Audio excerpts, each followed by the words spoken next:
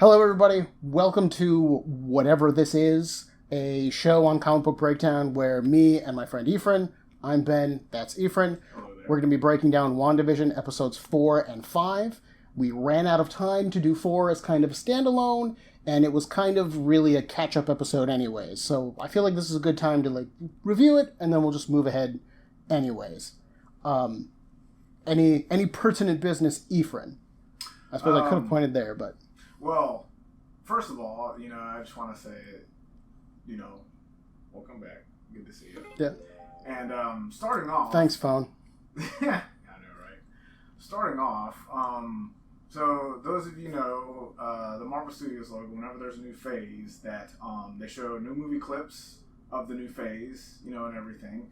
So I noticed that, while each movie clip is enveloping each letter in the Marvel logo, Marvel Studios, right before it completely says Marvel Studios, there's one movie clip that they show that envelops the whole Marvel logo. And that's it. It's the final battle scene of Black Panther when you find out T'Challa's alive again.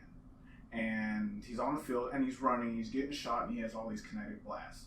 So it's when he jumps over W'Kabi's men holding the energy shields and he, boom, does the ground and pound, pow, and then they all explode, right? Well, I noticed that is the very last movie clip that they show right before it completely says Marvel Studios. And it envelops the whole Marvel logo. And I think they put that in there as a tribute to Chadwick Boseman. I would love that. Because no other Marvel movie clip does that. Each of them is in a letter. But this one envelops the whole thing, boom, ground and pound, and then it completely says Marvel Studios. And I like the idea of the symbolism behind the idea of literally the impact that Chadwick Boseman and Black Panther had, both emotionally and then physically in the movie as well. That's a really cool thing. Which that leads me to one of the things that I really liked with episode 4, when Wanda banished Monica from inside. In stage theater and in television production, the idea of the fourth wall came from the idea that as an audience you were looking at a stage. You had the wall behind the actors and then the two walls that cut the scene off. And then there was you, the fourth wall. In film terms, this is typically the camera, but it also leads to the barrier between the story you're experiencing and the audience. That's Deadpool looks at the camera and says a funny joke. He's breaking the fourth wall. Yes. This was Wanda literally pushing someone out of the fourth wall back into the audience watching what was happening from the outside. In an episode where people are watching what is happening from a writing, directing nerd standpoint. Yeah. Oh, I loved it. That was so cool for when I realized that, I was like, because they did the scene where they show her going through the wall, and I was like, my brain was just there wasn't a wall there before. We've never seen that wall. And I was like, oh, it's the fourth wall.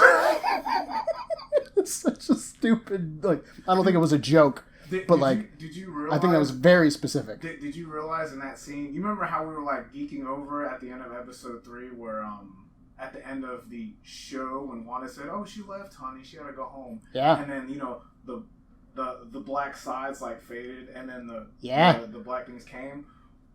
Well, when it showed the computer, and it showed Wanda, and Monica Rambeau was about to come back into the reality. When it went into the computer screen and it actually showed it, it did the same thing. Yeah. It went, and then it went right back into that. That was super cool. To let you know, this ain't part of the show. Yeah. Alright? This is what's happening now. We're moving again. Exactly, Oh, it's so cool. brilliant how they do that. So well done. So good. So well done. I want to give myself a little bit of props because I called the drone, and I called the dude in a sealed environment suit. And I was so, I was sitting on the couch watching it, and I was just, freaking out, and I was telling Lacey, I was like, I'm so excited, I called some things. Yeah, and then she was like, doesn't that mean that just these shows are becoming predictable? And I was like, no. Stop doing it, my butt. Yeah, don't tell me that. Oh, no. I thought of that. I was like, wow. Because, you were having such a hardship saying, you know, I guess all these things with Marvel Studios, I don't get anything right. Yeah. But then, I'm watching episode 4. I'm like, well, we got a lot of stuff right. 2 in 1 episode. I'll take it. Right. How about that? And I don't know anything else. Don't expect any of the rest of my predictions to come true. This is the once in a lifetime chance I had. Yeah. Which I thought about this last week after, you know, we did the video. I'm wondering if the summations of all these sitcoms taking place in the 50s, 60s, 70s, 80s, all these commercials, I'm wondering if that's a reflection of how her and Pietro grew up in Sokovia, and that's basically all they had to watch on TV, and these are... And so that's when she thinks about what a happy family looks like. Those are the sitcoms she used to watch. That's really interesting. When they were kids, I thought of that. Oh, that would be cool. Yeah. And because, you know, Sokovia, Eastern, you know, we know that, like, a lot of the smaller type of, you know, like, European type of countries, like, they don't have advanced, you know, television and shows kind of like we do. Yeah. So I'm wondering, while, you know, them growing up, they didn't have much money, if... Oh, hang on. You know, they didn't have much growing up. Maybe all they had was TV. Sure. And they didn't have many shows to watch exactly. So they probably watched a lot of 50s, 60s, 70s, 80s sitcoms. I like that idea. Possibly 90s. And this is... And it's exactly what you just said. This is what a happy family to her looks like. So this is basically her in her mind thinking, well, this is how me and Vision can be happy. It's a happy family. That's why it's all based around sitcoms. You know, in episode 4, they were like, why sitcoms? And they still don't know. Yeah. That's what I think. And why sitcoms versus any other TV show that it could be? Exactly. Out of all the things that you could watch. And again, the idea that she's trying to provide a happy family for herself and her husband and now her kids. That would make a lot of sense. That would be really interesting. I want, like, just as a lingering question, I wonder if we're ever going to get, like, an explanation from Wanda. Like, I'm still not 100% sold that Wanda's the sole cause behind this. There has to be more.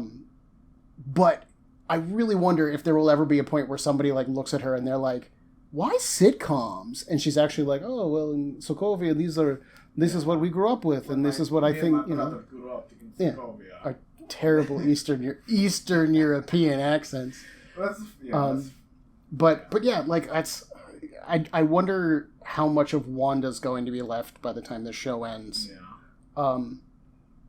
But in episode 4, okay, so we got that. I liked the catch up with everything. I liked seeing Jimmy Woo and Darcy again. I love, just real quick, what I mentioned earlier. I love the whole, you know, as soon as you see Agent Woo, the whole flip of the card, you know, the little magic card trick. I'm like, he's been practicing. That was pretty good. And, you know, like I said this to you earlier, like, I praise Marvel for the attention to detail of their secondary characters. Well, and Darcy becoming a doctor. Fully licensed this time. Miss Lewis, Doctor. Well, it was really weird because, like, during Darcy scenes, I felt almost, like, annoyed by her, like, the whole time. Just the way, like, she was interacting with people. And at first I was like, God, why is Darcy being such a, like, pain in the ass? But then I thought that's how she always was. Well, she's always been a little, like, snarky, but I never felt like she was, like, this bad. But then, and I even read, like, online, somebody else had, like, complained that, like, she was way too mean to people. And immediately my brain was like, I don't think she's being any meaner to people than they are being to her. Yeah. Like, from the second she stepped foot on, like, the sword area, like, everybody was dismissive. They were rude. Like, I didn't even get her coffee. Yeah, and that's, like, there wasn't even a, like, we can get you a coffee later or something along those lines. Like, even when she was asked, what's going on, that's classified. You brought her here to figure this out. Exactly. Like, the least you can say is we have an anomaly and we don't know what's going on. That's why we brought you in. Like, snark her back, that's fine.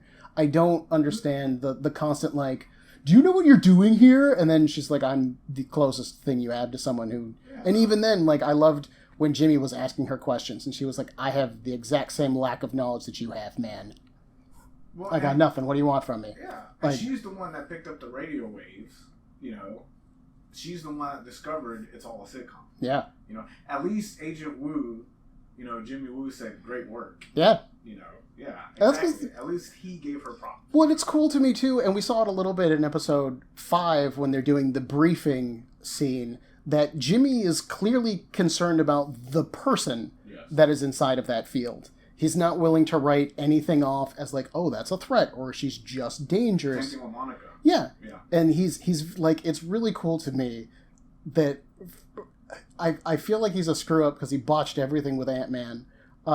But it's really cool to me that Jimmy Woo is still just like, no, that's a person in there, and we need to treat them like a person. Yeah. Like, you can't boil a person down to just, oh, they were a terrorist and they blew something up one time. Like, whoops, I guess that's all that matters about her. And he's like, no, she's a person. You don't have to be a dick about it. Yeah, like, exactly. That's really cool. That's all this acting, well, basically Darcy said it herself. That's all this acting director's been, is basically a huge douchebag. Well, and that's... In episode 4, I didn't have nearly as big a problem with him. I didn't, especially when Monica got reintroduced. Yeah. And, we didn't even talk about the blip at the beginning. I'm trying to circle us back around, Right, okay. That's like I say, we're time skipping a little bit, but we're doing both at the same time, so I expect that. Yes. Like, it's more, I just kind of want to get us through all of it. But yeah, in episode 4, I didn't really have that big a problem with him. There was a part of me that was bothered that, like, this was the best that you got to replace her mom. Like, yeah, come on. Like, and even he admits, like, I was all that was here. And there's still a part of me that's like, that's the best you could do, though. Yeah. He did correct Monica. Just another dude in a suit. Yeah, like, god damn. He did correct Monica when she was like, director. He's like, acting director. Yeah. It's like, okay, so he even, like, acknowledges that he's not the true director. Yeah, and there's a degree of, and I've seen some theories online, there's a degree to me where I don't feel like he's power hungry. Immediately, all the things online were like, I think Sword's like a bunch of bad guys. Maybe they're Skrulls. Maybe there's these evil things going on. I was like... Then why would Monica join a place like that? Her mom was part of it, too. Why would they be bad guys? Well, and we just had an entire movie showing us that Skrulls aren't necessarily all bad guys anyways. Exactly. Not to mention the fact that S.H.I.E.L.D. was full of bad guys. Why would you go back and do that again? Well, and that's why I think people immediately suspect that something else is going on, because we saw that with S.H.I.E.L.D. one time. I don't think Marvel is veering in that same direction. I don't think so either. I think that Hayward is a guy who is... Haywood, I think. I think he's a guy who has been put in a very tough job and is going to do whatever he has to in order to make sure he gets the job done, even if that includes sneaking a missile onto a drone to try and blow up a former superhero. Like, this guy feels more like someone who's desperate. Knowing that obviously that was not going to work. Well, it's just a precaution. Well, and it's one of those weird things where, like, on the one hand, I think it's absolutely stupid, but on the other hand, what do you do against someone who can alter minds and has telekinesis and, at least for now, can alter reality? Like, honestly... What other thing could you do? Like, there's a part of me where I'm like, I guess that's the best you could have done, even if it was dumb. Like, I could see him in, like, a committee hearing being like, at least I did something, slam the table. Like, she was so Nick Fury, he ain't. Bubble. Yeah. And that was the thing that kind of got me. I was like, this guy's not Nick Fury. Like, Nick Fury would send in Monica and he would send in Jimmy and he'd be like, I'm scared and I don't know what's going to happen and I'm worried. But if anyone's going to get us out of this, it's good people. Yeah. Trying to do good work, trying to help somebody. He wouldn't attack first. Yeah. And if he was going to attack, it would only be when he was absolutely certain something could be done about it. Well, yeah, plus he would know that obviously against Wanda, the missile would not work. Yeah. Definitely. Yeah, and there's almost a degree, like, I'm immediately picturing what if Fury was there instead of Hayward, and I could see Wanda being like, is this yours? And then him looking at him being like, I tried. And it feeling more like a joke than like a desperate threat. Like, because there's so many times with Sam Jackson as Nick Fury has that little dry sense of humor of like, what else could I have done type of kind of thing. And he's, admittedly, I think he's like, just more charming than Hayward. Somehow, Wanda. Yeah, that could have worked too. Something like that. But then we do have a big change for Sword, but from the comics to the TV show, where in the comics it's sentient worlds observation and research and development or rescue and whatever. With this, it's sentient weapons referring more towards superheroes. And then obviously they still clearly have some kind of space thing going on, which is why Monica was so upset about being grounded. I'm really curious to see what if they're going to continue to do anything with Monica. I know in the comics that she gets powers. I think they were hinting at them there in episode 5 with the X-rays not picking anything up. Like, oh yeah, she's all. That's why you did that. That's why I was like, yeah. I think they're hinting that something has changed in Monica. Whether Wanda caused it to happen or it was passing through the field, we'll see. The only other thing I really wanted to say about Haywood is I thought his name sounded familiar, and because it's Marvel Studios, I don't think they do much stuff accidentally. And there was a character in Agents of S.H.I.E.L.D. whose last name was Haywood, who was a S.H.I.E.L.D. agent, who turned out to be a Hydra agent, and like a whole bunch of crap happened. Again, I don't think Marvel would retread the same ground. Yeah. Are they connected? I don't know. I had read a theory online that maybe Wanda was attached to like the framework from later seasons of Agents of S.H.I.E.L.D., which is a theory I really liked. Fiji? Yeah. Yeah. But it doesn't, Wanda walked out of that field. She's clearly not hooked up to anything. Yeah. It's clearly, in part, her undoing as we know right now. Yeah. I still personally don't think that it's Wanda. I think I said this already. Yes. But yeah, I still don't think it's Wanda acting alone, partially because of the power jump that we've seen where she's never altered reality before. Basically in 9 days. Yeah. I think, in a week. Basically just over a week, her power is like amplified. Yeah. I find that hard to believe without having a good reason for it, which I mean, in theory, her powers have always been emotionally fueled to some degree. You could say because she's this upset, maybe she's just pushing her powers further than she ever has before. You could do that.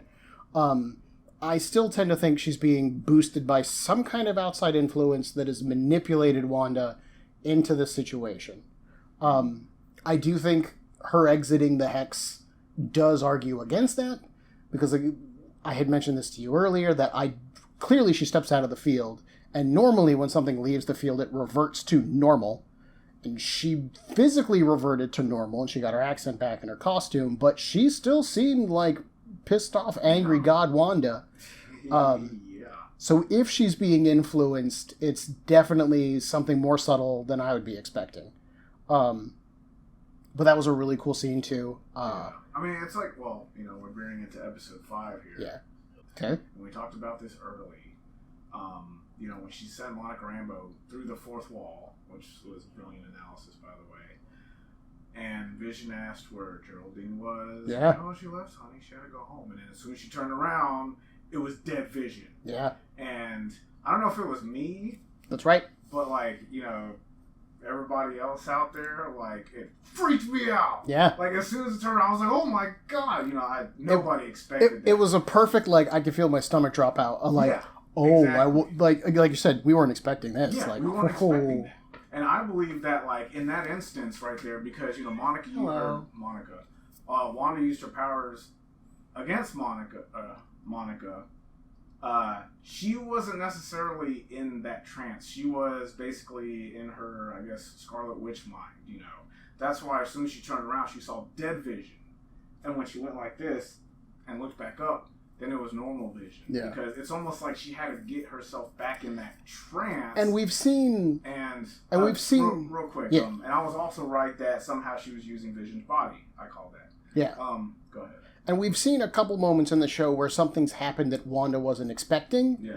But then she still just kind of hand waves back into things being normal, which I still think fits our overall themes, which seems to be that Wanda isn't coping with Vision's death, and she's just trying to pretend that everything's fine. Yes. Everything's fine. But to me, it definitely indicates a lack of control in general. Even if it's just things are slipping because she's trying to keep too much under control, maybe. Again, we don't know how she got her powers boosted, if she got her powers boosted. Also, at the end of episode 4, that's when Vision truly started to wonder what the hell was going on. Yeah, and we've seen a couple moments before, where he could tell the things weren't adding up, and he doesn't have the same need to hide those inconsistencies. And as a robot man, he's probably leaning more logical anyways. So yeah, I love that in episode 5, he's the one who finally confronts Wanda. I love the idea that, like, we're in the 80s, we connected to the internet, and now you've connected to reality. You didn't just connect to the internet, now you're back in the real world. Like, at a, you know, if this kept going, eventually you're going to catch up to where everything else is, and those connections that exist... Whew!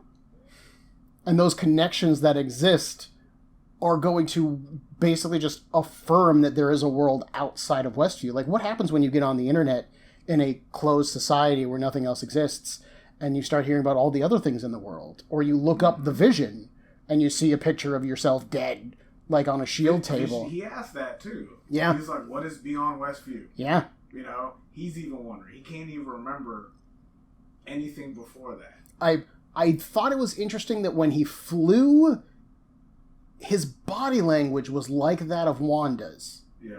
He didn't float the way Vision typically floats, which is much more graceful, much more controlled. He did the, like, hands out and chest up and the one leg bent, and then they had Wanda fly. And then we both noticed that he had, like, a red halo around his body. Some sort of red type of aura. Almost as if his body was being animated the entire time. And now that he's realizing it, I won't say that he's fighting that effect, but it's almost like maybe Wanda had to work to keep him together, to keep him a thing at the time, if he is indeed a Walking Dead zombie man. You know what's interesting, too, in that scene is the very first time I watched that episode earlier today, and when he started getting really angry at Wanda, I swear, when he was getting angry, I said to myself, I was like, he's never talked to her like this before. Yeah. And as soon as I said that, that's when she said, you've never talked to me like this before. And I was like, so even she acknowledges that him getting pissed off, that's not Vision. Yeah. So it's almost like he's getting pissed off is a reflection of, in a way, her getting pissed off, but in a way, she can't necessarily control his emotions, even though it's sort of mirroring and reflecting her own. Well, along those lines, if Vision is dead, 100% dead, and she's just reanimating his corpse, she's literally playing him in theory, if she's providing, like, the mental energy for him to be a person. And we saw with Monica's argument of, to some degree, you trust me. Maybe you don't know why. Maybe I'm not helping your overall goal here, but you trust me to try and fix this. Or maybe Monica and Vision are the parts of Wanda that know this is wrong and know that this needs to stop. I really think we're going to see a confrontation scene with Vision and Wanda where Vision's telling her, you need to let me go. Even if me dying, even if getting rid of this reality means I die again, that's still healthier than you just staying here and keeping all of these people imprisoned and just wallowing in grief. Like, that's not healthy. Yeah. That's why this is going bad. I could definitely see Vision's behavior being more of a reflection of Wanda's behavior, even if it's just subconsciously. Like, this is the part of Wanda that knows what she's doing is wrong and that she needs to stop at some point. Just how far that's going to have to go to get there, we'll see. I mean, we've only got a handful more of episodes left, so, like... Well, 3 or 4. I really, like... The first 3 episodes were a good build-up, and then episode 4 being the, like, let's catch up to the real world and show how we got here to some degree, was really clever. Yeah. 5, like, I wasn't expecting this strong a spike... To go back and forth. Just the spike in tone between episode 4... or episode 3 and episode 5 in terms of, like, the sitcom and what their life is like. Like, you know, I was expecting things to continue to unravel slowly. I wasn't expecting things to be like, oh, we're going to unravel real quick. Our babies are kids. Our kids are 10. We're just going to, you know, we went from a little smack, and now we're just going to punch you in the face with it. Yeah, this was definitely, like, a ramp up that I wasn't expecting after episode 4. Like, again, I was expecting more of a, like, almost like a detective, like the Vision figuring things out slowly. Yeah. And no, Vision like knows now something's wrong, period, hard stop, where it goes from here. The thing that I love so much, who knows? It's really cool. We could guess 100 times and we could get it, we could not get it. So, but you talking about the scene where, Monica's saying that, somehow, you trust me. So with that being said, in essence, in a way, does she kind of trust Agnes? Because if you notice, every time it seems like she has some sort of a problem, Agnes is there to help her solve it. First episode with the food. Well, if this episode with the babies and the dog. It's like almost every time she has some sort of a problem that needs help solving, Agnes is there. I think Agnes is a convenient distraction more than anything else. Because it's typically her entrance into something is what distracts them from whatever else is going on. Oh, there's a problem going on? Agnes walks into the room. Oh, look at that. Let's focus on Agnes instead. Oh, she just said something funny. But then Agnes is also aware as well, because... Agnes seems aware that she's in a sitcom. She doesn't seem aware that she's a person who's been mentally kidnapped and is living in an illusion. Yeah. Which is a different layer to this onion. For sure, because, Norm seems to confirm that these people are at least being mentally controlled by Wanda. How many of them know that they're characters in a TV show, or maybe actors in a TV show would be a better way to say it? Look what happened to Norm. Norm, he's having a bad day. He freaked out. He's having a real bad day. He really freaked out. Oh, I felt so bad for that, dude. Yeah, I know. But yeah, I remember seeing in the original trailers for WandaVision, we see a moment where Vision touches Agnes's head in a car, and that she was during the Halloween. That's coming up? Episode, yeah. Okay. Because that's clearly, at some point, Vision tries the same thing with her, and again, to what degree... I know I've seen a lot of theories online that Agnes is Agatha Harkness. I'm still not sold that this is magic. And the only reason I'm not sold on this being magic is because the only place we've seen magic is Doctor Strange. And admittedly, we know that Wanda's going to be moving into Doctor Strange 2 to some degree at some point. Maybe so we could get there? Maybe this is their way of introducing magic. And this could be the big, broad continuation of it. Again, it feels weird because we've only seen it with the one character. And even in the comics, Wanda's technically never a witch. They always go back and forth, given that Wanda's retconned so many times. She goes from she's a mutant, the daughter of Magneto, to no, she's the daughter of Roma, and she was just genetically altered by the High Evolutionary. She has chaos magic. She has reality manipulation. She has random hex powers. She's fluctuated so often in the comics, you could draw from any of it to get to the point where she is in the show. It's just my comic book background doesn't help me when you're drawing from 70 years of history and throwing it in a blender and then going, here's your Wanda milkshake. Yeah. It's a little bit of everything. Exactly. Gah. Yeah, I know. But I also obviously the kids. The kids creep me out. Period. Them growing up all of a sudden. Now, we talked about earlier... And not just growing up, but choosing to grow up. Choosing to grow up, which is something it seems like Wanda can't really control. Yeah, she was surprised by it. Yeah, exactly. Which, so it makes me wonder if the kids, even though there are technically, quote-unquote, her kids, Monica says, are they made from some sort of different essence that, in turn, she herself can't really control? They would have to be real, wouldn't they? Possibly. Well, she can't control them. She's sitting there don't age up. It's no, she can't. Well, she's telling them don't do that because she's I can't control them not aging, But she also says we can't bring people back from the dead as her dead husband walks up. Well, yeah, her kids are you can. Yeah. Yeah. Well, and it's wait, what? How would they know that? Well, how would they know that she can bring back the dead? Well, that's what I'm asking because we establish in episode 5, Monica establishes hard fact. Everything you see in there is real. Yes. It's warped reality, but it exists physically. It's not an illusion. And I'll fully admit, up to this point, I've been working under the idea that it is an illusion, just covered with like a glamour. So if those kids are physically real, what was morphed to make those kids? Because they didn't come from nothing. I got it. I don't have the answer, but I mean, but I have something. What do you think? I think that this whole thing is about the kids. Oh, I mean, it's for the children, It's for Ethan. the children. But exactly. what does that mean? It's for the children, but maybe this whole thing is, in essence, some reason, yes, for the children, but... Who wants these kids? Exactly. Who wants these kids? For what purpose do you want these kids? Purpose? There's a reason why these kids exist. Yeah.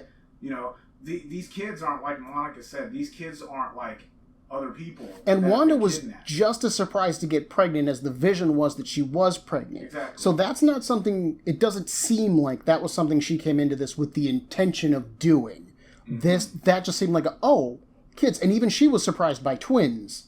So, like, again, if she's controlling everything, she's doing a really bad job of it. Which still leads me to indicate that there's something else going on. Exactly. And she couldn't control the kids from crying. Yeah.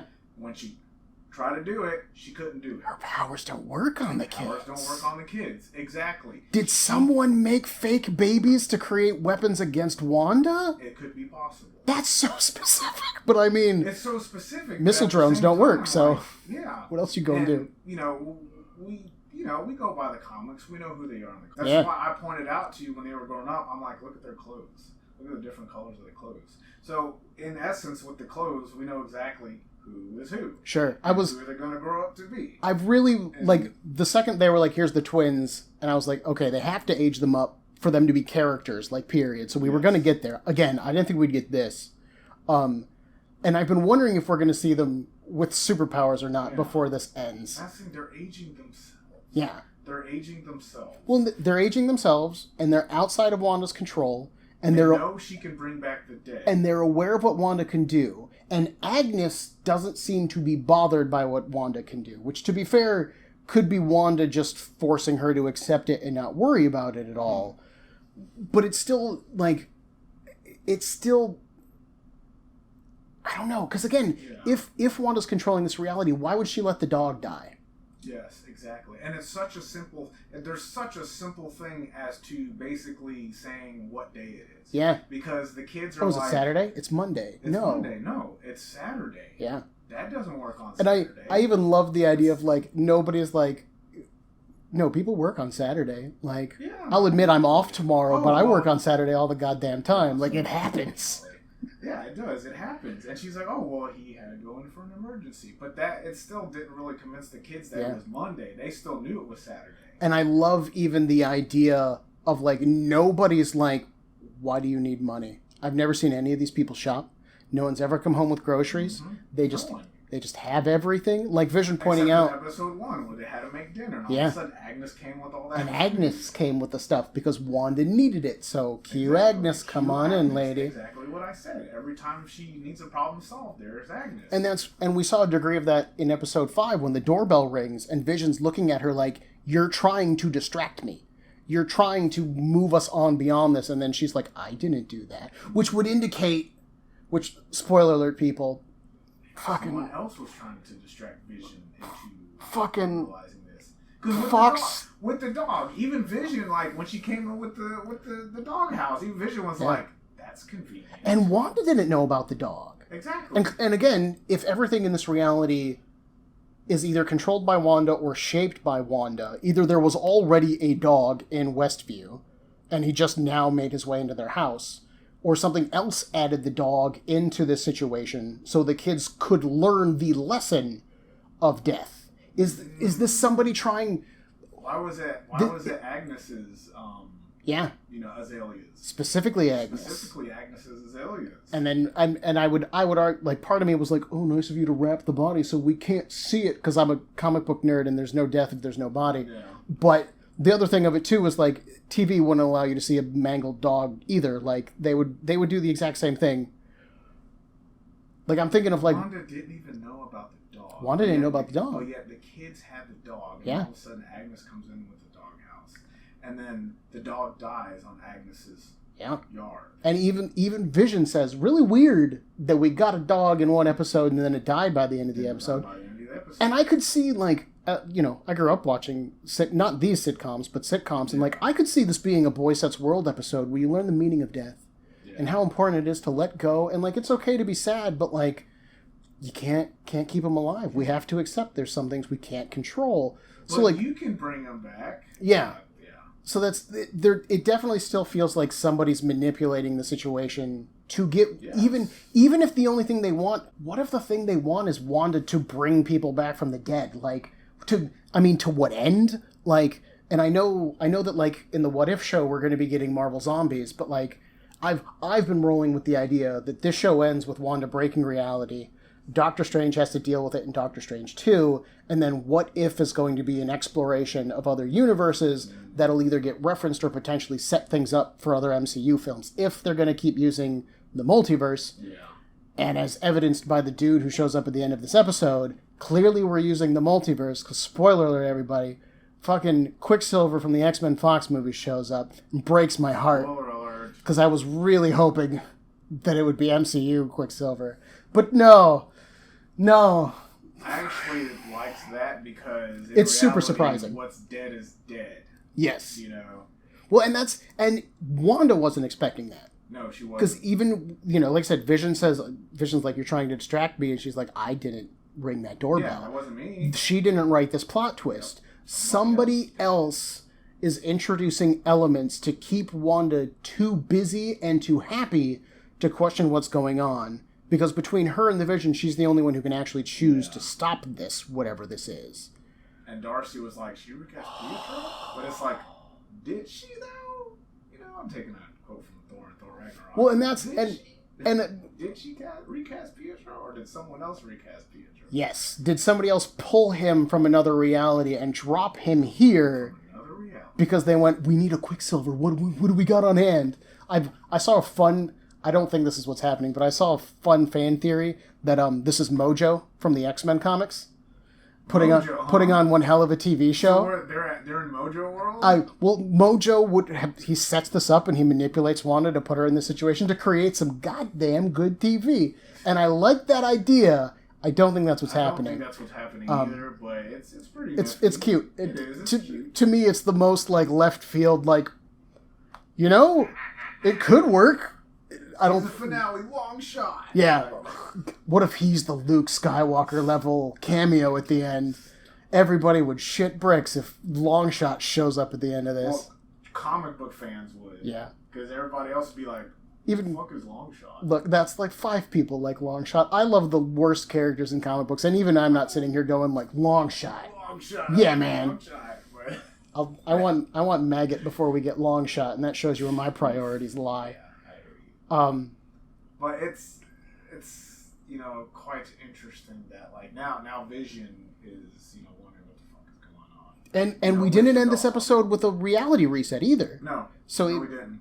Assuming we get a time jump with the next episode, which I don't even know if that's necessarily true at this point, like, because like this I don't know. Are the kids gonna get older? And that. Like the reality of the show's in question anyways, because like the credits rolled. In theory, the show's off air. Like she wanted to end it because it was getting too real. Yes. Basically. But the show kept going because we see Darcy see Quicksilver show up. So clearly that's in continuity for the show. Yes. So with the next I would assume with the next episode you would have to deal with the fallout, or you'll jump maybe a couple days in the future and be like, oh look, it's Uncle Pietro, and he's like, hey everybody, I got a New York accent for some reason, I don't know, and like, is it almost like somebody wanted them to witness it? I mean, the credits just, as soon as Vision started getting mad, the credits just disappeared. They more faded is more like it, but yet it was still airing, like you said. The show didn't end. It was still airing. To be fair... And the alarm was on. Why was the alarm on? When Darcy sat down and she started watching... Oh, yeah. There was a breach. There was a breach. Oh. Yeah. What was the breach? Why was the alarm going off? I mean, there's a part of me that almost says... And she was the only one watching because everybody else was scrambling to do something. But yet she noticed on the TV when Wanda opened the door. But she clearly didn't know.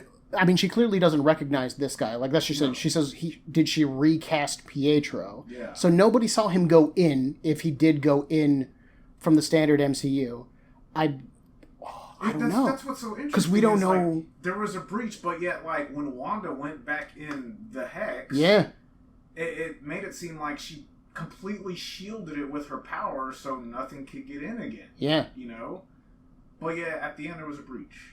You know, or the alarm to say there was a breach. So something happened. Something came in or something went out. And a breach in theory. It's almost like as soon as the doorbell rang and she's like, I didn't do that. Yeah. The breach happened. Because there's almost a degree where a part of me thinks you could hand wave the breach sound as like a continuation of the previous scene when Wanda goes back in. Because I think the alarm was still going off when she went back into the hex. Maybe. And there's a part of me that says you could do some timey-wimey... Yeah. Look, they're calling it the Hex. I have to call it the Hex. Like, and even that, like, the idea that maybe magic is involved, but the reason we're going to call her power hexes is because it has a hexagonal shape, like... She hasn't been called Scarlet Witch yet. Well, and I do actually love that they were like, she doesn't have, like, a colorful name? Code name? And they're like, nope. Nothing. That's really, that was a cute, like... That was a good... No one's ever actually called her the Scarlet Witch. That was cool. Her Scarlet Witch, yeah. They did confirm that she will be called Scarlet Witch in this, in one of the episodes. Yeah. Who would go, like... As who? Who's gonna name her? Yeah. Because, like, I can't see that being, like, a Doctor Strange thing. Like, maybe Darcy just throws it out there. I could see... Darcy's going to be the goddamn Michelangelo from Ninja Turtles where he's like, I'm going to name all of our villains. Darcy gets to name everything. When you go inside the Hex and she's the Scarlet Witch, guys. Like, I don't know. Oh, that's so funny. That's interesting because I hadn't thought about that because he has to, like, and now I'm starting to go. Hey, Cisco was like that on the Flash TV show. He would name all the villains. Oh, yeah. So, yeah. Another speedster. Ooh. And a character who gets vibration powers that allow him to travel to alternate realities. DC and Marvel are just copies of each other. That's a good point. How did he get there, though? Because that's the thing. If we're going with he is Quicksilver from another reality, which is the easiest explanation and the most comic book explanation, that means somebody can already bridge realities or pull things from other realities. Because again, he's got a New York accent. So I wouldn't say he's the exact same character, or is he just also being brainwashed? And if he's being brainwashed, Wanda didn't brainwash him. Exactly. So someone else programmed him. What reason to bring him in that reality? There was a part of me after episode 3 when Geraldine mentions Pietro where I was like, if Wanda was trying to make all of her sad things happy things, why wouldn't she bring back her brother? If everything was an illusion and Vision was an illusion as well, I'd be like, why don't you just, there's Pietro and everything's good. My brother's here and we're gonna have a happy family. But she can't because she's not creating an illusion. These are real things. That was before we found out that these were actually real people. Yes. Yeah. And now that we know that, this has to be a person. Whether, there's almost a part of me, what if, what's the actor's name? Evan Peters? Evan Peters. What if this is the MCU's Evan Peters, who isn't Quicksilver, but they drop him into this as Wanda's brother, Pietro, and it's just a fun Easter egg nod to the Fox movies? What if he's not from an alternate reality at all? He's literally, like Dottie or Herb or Agnes or Norm, a real person in the MCU who has been cast as a person in this. But in that case, like you said before, she's not controlling it. Yeah. So she didn't cast him. Correct. So somebody must have. Somebody. She was completely surprised. But it wasn't until he was like, "What?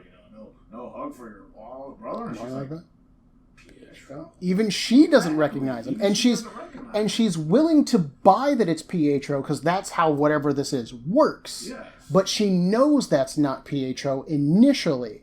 And only in order to keep the illusion that everything's going fine does she just hand wave it and play along with it. And when he's like, "Who's the popsicle?" and you see Vision's face, Vision's like, what the fuck? And why would he call him Popsicle? Yeah. I mean, he was red. Everything. I guess Popsicles are red, yeah. Yeah. Because I was like, what? That's a stupid name to call him. I mean, he is, so Popsicle are red and stuff like and shiny. I don't think I mentioned this to you the last time we hung out or not, but I've seen the fan theories online that Agnes could be Agatha Harkness, right. That Dottie could be Clea, who is Doctor Strange's girlfriend/wife at one point in time. More importantly to me, she's the daughter of Dormammu. And the thing that's gotten me is like, if this is Agatha and if this is Clea, what are they doing here? What's going on? Because they're as much a part of the illusion as anything else. But as we said, Agnes clearly knows she thinks she's part of a TV program more than anything else, which indicates a different level of like consciousness to me. And again, separate from Wanda, because she doesn't seem to, again, have immediate control over Agnes. She even witnessed the kids like growing up, in a snap, and it didn't bother her at all. Quirky comment, but yeah, it didn't bother her at all. That like right before our eyes, the kids aged 5 years. And the other thing that gets me is Herb has been a really weird character. Like he was sawing through a concrete wall, and with Agnes, he's the only other character who's been like, something was up with Geraldine. Like nothing's right there. And if we're gonna go with the idea that these other two women are established characters, I'm going to throw out the wacky theory, if we're going along with this, Herb is one half of Brother Voodoo. Because in Doctor Strange, they specifically reference the only other... Drum. Is that yeah, Drum. Yeah. It's Daniel and Jericho Drum. Yeah. I don't remember which one is which. I think Daniel Drum was the mystic, and he ends up dying at some point in the comic books, and he haunts/possesses Jericho's body. And he's trained as a doctor, but then he becomes Dr. Voodoo. And given that this is an African-American man with an afro, if we're going to go with the idea that we're throwing magical people into whatever this is... He died in Doctor Strange, his brother, just to let you know. Well, and they say he's the only other point that held out in Doctor Strange, too. Because they were like, I can't remember if it was New Orleans or not, but they say the only... Do you think they'll introduce Dr. Voodoo? Well, that's the thing that keeps me out of it, is I don't think they would. But, there's so many things that I don't think they would do. They might, just to maybe introduce, like, more people. Not as an established, like, I mean, a lot of people like Dr. Voodoo, but maybe, like, introduce another, like, African-American character in the MCU. Even a powerful one with sorcery. Well, and in terms of establishing more of the magical world of the MCU, like right now, the only touchstones we have are Doctor Strange, Wong, and Mordo on the loose, in theory. So, I mean, introducing...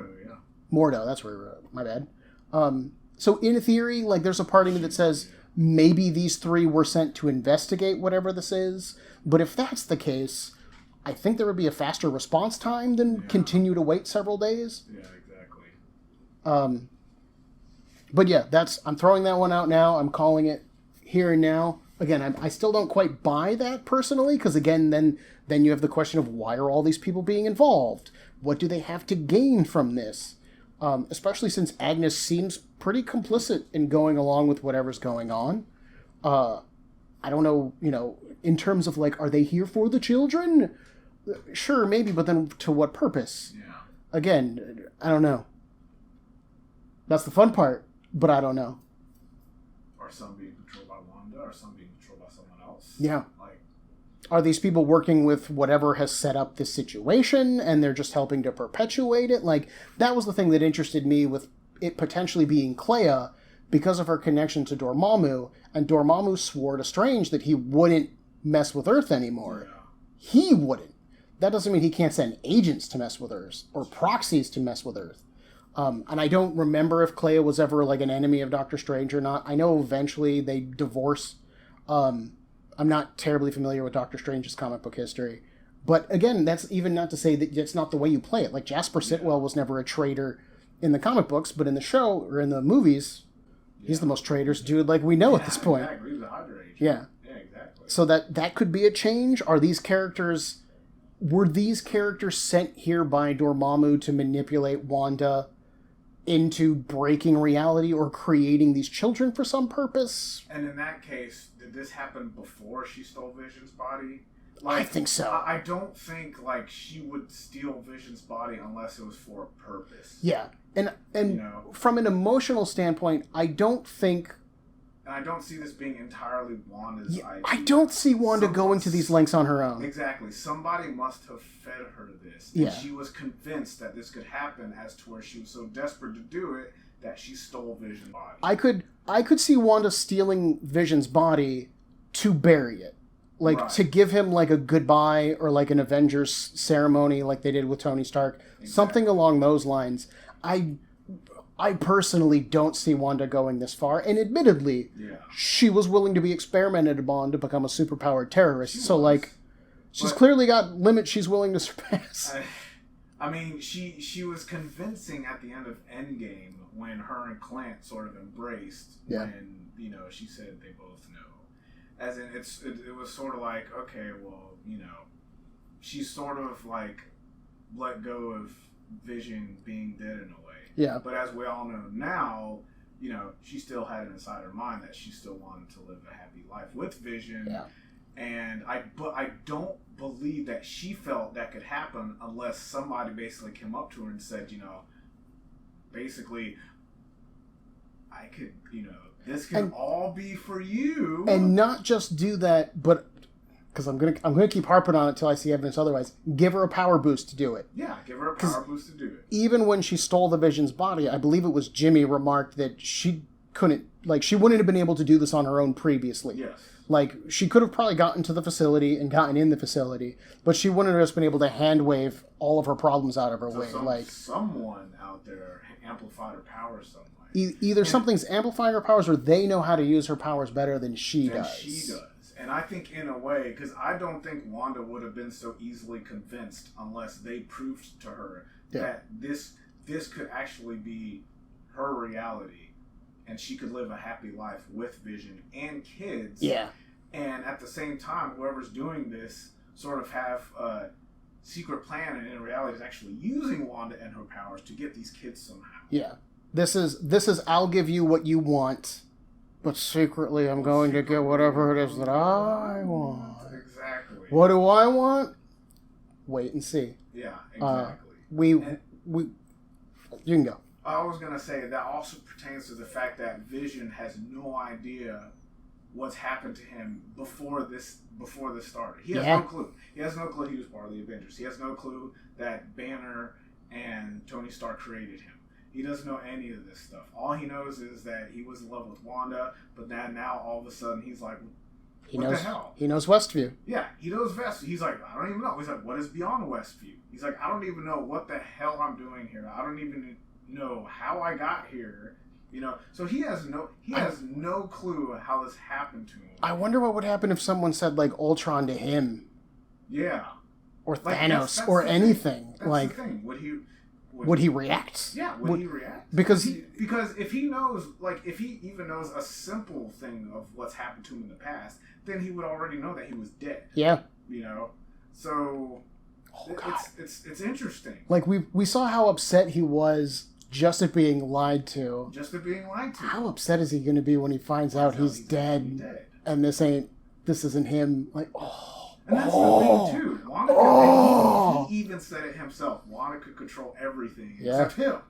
So, and like I talked about earlier, he's never talked to her like that before. So in a way, it's like, yes, Wanda is maybe manipulating. I don't feel like we've ever seen the Vision get angry, really. Yeah, no, we never have. Even against Ultron, he was super calm. I said that. Yeah. Remember, I said that when I was watching the show earlier. Vision has never acted this way before. Yeah. And then she said it. So that definitely was brought to my attention that he's never been angry, ever. Except the only thing I can come close to is Civil War, when they were about to fight. When he says Captain Rogers, and that's it. That's the only thing close. Yeah. Catastrophe. So at least everything leads to catastrophe. So which is actually a very interesting quote now. And it is. It's interesting. And, you know, I brought it up to you earlier that, like, he doesn't have the Mind Stone on him. Now, is that why he doesn't remember anything? Because the Mind Stone is what gives him his memories? And now Wanda's just, you know, manipulating his body because, in a way, she did get her power from the Mind Stone. So, in a way, like, could that be the reason why she can manipulate his body? And I theorized that, too, that she's just kind of, like, copy-pasting what she knows about Wanda. Like, again, just one of the ideas I'd thrown out was, like, maybe she plugged him into a machine or something. But clearly, he's not plugged into a machine. No. So it's a matter... Again, it's a matter of how much of who the Vision is right now is Wanda, or is a part of Wanda talking back to Wanda. Yeah. And how much of it is she's, like, I don't know, pouring energy into the Vision's body in order to make it so that he has a personality. Is that one? Do you think it's some way Wanda's self-conscious telling her this is wrong? Yeah. That's what I said earlier with him and Monica. I think her trusting Monica and Vision finding the flaws in this reality are the parts of Wanda that know this isn't acceptable. Yeah. That something here is wrong, even if the end result is what she thinks she wants it to be. She knows that morally this is wrong, and it has to come to an end. And then I think the other characters, Pietro, Agnes, they are there to keep the show, to keep the season going so that everything is fine. Yeah. And Wanda, again, she just keeps falling back into the same habits. But I think eventually she'll reach a breaking point of, like, whether she's too angry or she learns that she's being manipulated, maybe. Again, those goddamn creepy and then kids. All of a sudden, possibly the kids being taken away from Why her. are twins so creepy? Creepy? Creepy. And fraternal. Queer. Fraternal. Weird and creepy. They're queepy. I can't remember which one is it when the kids don't look alike. When the twins don't look alike. Fraternal? I think it's fraternal. I believe it's fraternal. Fraternal? Might be fraternal. I believe it is. Because they're not identical. Yeah, they're not identical. And typically in the comics, they're typically drawn... I mean, admittedly, it's Jim Chung drawing them, and he has, like, one young person face. Yeah. So they look the same anyways.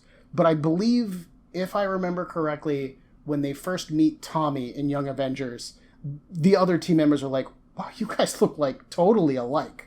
So, like, you know, whether that's just they're brothers and they look similar, or they're actually meant to be identical twins, harder to tell. But there's definitely, you know, as I'm sure we all know by now, a bigger essence going on. I mean, hell, Kevin Feige basically said this is going to kick off Phase 4 in a big way. So this is going to lead into all these other movies, Doctor Strange, Spider-Man 3. So it's possible that, like, you know, if something is up with the twins and the twins get taken away from her and then she finds out the truth, it's possible that, like, Wanda could lose control of her power so much, and now that her powers are amplified, she, without even realizing it, could possibly break. Sure. And and I had pitched, I can't remember if I pitched it to the audience or not, but I pitched it to you that this whole thing was going to be an illusion and it would collapse by the end. Wanda would lose the kids, lose the Vision, fall into a grievous rage and, like, break reality. And again, clearly we now know that the kids are real. They're not an illusion, whatever else they are, which would which would don't know what they are. Yeah, which would tell me that they'll survive whatever happens here. And classically, Billy and Tommy go on to become members of the Young Avengers, which Marvel seems to be building towards with Cassie Lang being a character in Ant-Man. Yes. They recasted her. Haley Steinfeld. Actress. Yeah. Yes. Haley Steinfeld's Kate Bishop in Hawkeye, so she'll become the new Hawkeye.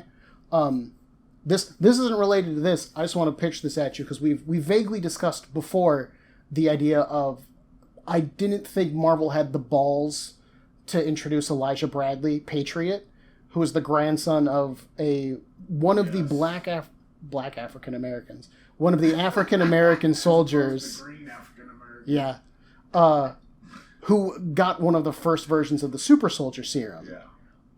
And then recently there was an article where I can't remember who said it, but somebody who's doing Bucky and remember I mentioned to you that it would be cool if they could possibly introduce Elijah Bradley in Falcon and Winter Soldier. And I didn't think they would have the balls to address the United States government experimenting on African Americans to create super weapons. But then there was recently an interview and somebody was like, no, the Winter Soldier and Falcon and the Winter Soldier is going to take a look at like America's race situation. Like they aren't shying away from that topic. And at the core, we're going to have a black man who's been given Captain America's shield. So, and then from what it looks like U.S. Agent's going to be the all-American, this is the guy America wants to be Captain America, but maybe he shouldn't be. What if we do? And, I'm doing a terrible job of presenting this. And then we've got Zemo. Refocus, Ben. We've got Zemo involved. We've shown that Zemo has access to secrets that the rest of the Marvel Universe doesn't. What if the thing that... So cool. And what if one of the things that Zemo does is he reveals to Falcon and Bucky that the super soldier serum was tested out on African American soldiers, and it succeeded/failed because Elijah Bradley ended up going mute, I believe. I think his mental faculties were degraded as well. I don't remember that 100%.